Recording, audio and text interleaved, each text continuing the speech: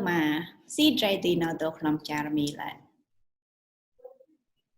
It's okay if you did not understand what I was saying, but my father understood what I was saying. 24 years ago, I was a scared little girl living the only home I have ever known. For reasons I did not understand when I asked my father, how are we going to live in America?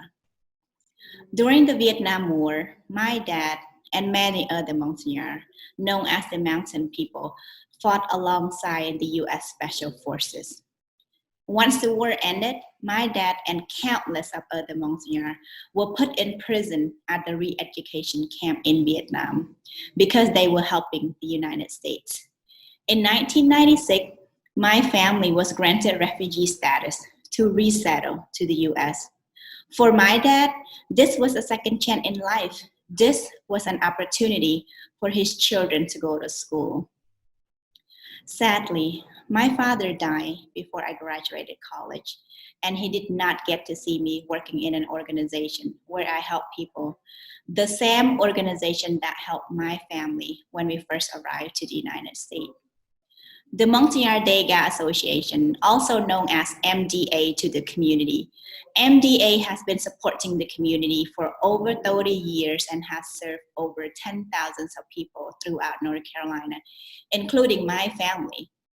MDA helped us with services like finding us jobs, teaching us English, and helping us to obtain our US citizenship. Today, MDA is still providing services to the community, especially to the elders. Now, these are the elders who fought alongside your dad, my dad, or your grandparent during the Vietnam War. Today, many of these elders are suffering from chronic health condition. Many of them cannot read, write, or speak any English, so they need our help. And this can be accomplished through our youth. With this grant funding, we will be able to fund 2 projects. One, this grant will support a scholarship program to our mountaineer youth who speak our languages, who can work with us to provide services to the elders.